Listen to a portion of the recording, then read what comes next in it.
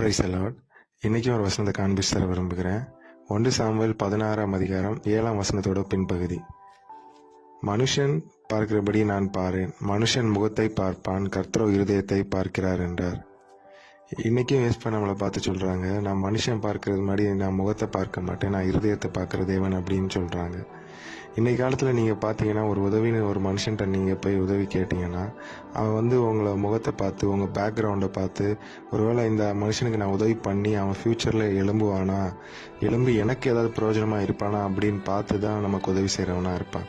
ஆனால் ஏசப்பா அப்படி இல்லை. ஏசப்பா சொல்கிறாங்க, நான் உன் முகத்தை பார்த்து உனக்கு உதவி பண்ணுறவர் கிடையாது, உன் இருதயத்தை நான் பார்க்குறேன், நொறுங்குண்ட இருதயத்தை நான் புறக்கணிக்க மாட்டேன் அப்படின்னு ஏசப்பா சொல்கிறாங்க. நான் நொறுங்குண்ட இருதயங்களுக்கு சமீபமாக இருக்கிற தேவன் அப்படின்னு சொல்கிறாங்க.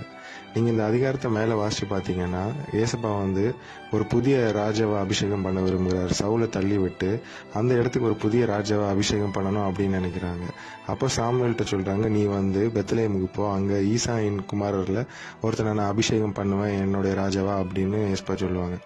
அப்போ சாமுவேல் அங்கே போகும்போது ஈசாய்க்கு அழைப்பு விடுவிப்பார்.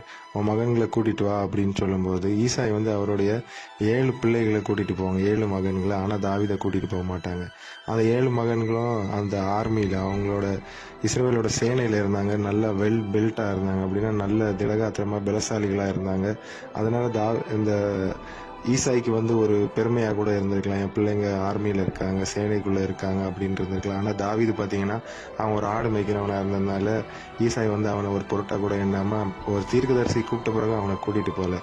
ஆனால் கர்த்தர் அவனுடைய 7 பிள்ளைங்களையும் நிராகரிச்சுட்டு சாமுவேல்கிட்ட சொல்லுவார், அவனுக்கு இன்னொருத்தன் இருக்கானான்னு கேளு அப்படின்னு கேட்டு தாவீதை வரவழைக்கிற வரைக்கும் சாமுவேல் அந்த பந்தியில் கூட அமரல.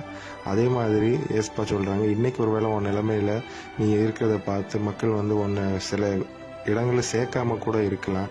ஆனால் ஒரு நாள் வரும், ஒரு நாள் சமீபத்தில் வரும், அந்த நாட்களில் உன்கிட்ட கேட்பாங்க, நீங்கள் ஃப்ரீயாக இருக்கீங்களா, நீங்கள் வர முடியுமா அப்படின்னு கேட்பாங்க அப்படின்னு ஏசப்பா சொல்கிறாங்க. ஏசப்பா சொல்கிறாங்க, நீ மனுஷனை தேடி போவாத, நீ ஒரே ஒரு காரியத்தை பண்ணு, தாவீது பண்ண மாதிரி என் இருதயத்துக்கு ஏற்றவைகளை நீ சிந்தித்து கொண்டுரு, நானே உன்னை விடுவிப்பேன். சாமுவேலை எப்படி நான் அங்கே பெத்லெஹேமுக்கு அனுப்பி விட்டு தாவீதுக்கு கிட்ட அனுப்பி அவனை அபிஷேகம் பண்ணி அவனை ராஜாவாக மாற்றினோ, அந்த வனாந்திர வாழ்க்கையிலேருந்து ஒரு அரசாளும் வாழ்க்கையை நான் அவனுக்கு கட்டளையிட்டனோ, அதே மாதிரி நீ என் இருதயத்துக்கு ஏற்றவைகளை நீ சிந்தித்து கொண்டுரு, அதே நீ செய்து கொண்டுரு, நான் ஆட்களை உன்னிடத்துல அனுப்புவேன் அப்படின்னு ஏசப்பா சொல்கிறாங்க. இந்த வார்த்தைகளின்படி ஏசப்பா நம்மளை ஆசீர்வதிக்கட்டும். அவர் நொறுங்குண்ட இருதயத்தை ஒரு காலம் புறக்கணியாத தேவன், அவர் சமீபமாக இருக்கிற தேவன். மனுஷன்தான் முகத்தை பார்த்து தள்ளி விடுவான், ஆனால் தேவன் இருதயத்தை பார்த்து, நொறுங்குண்ட இருதயத்தை பார்த்து அதுக்கு உதவி செய்கிற தேவனாக இருக்கிறாரு.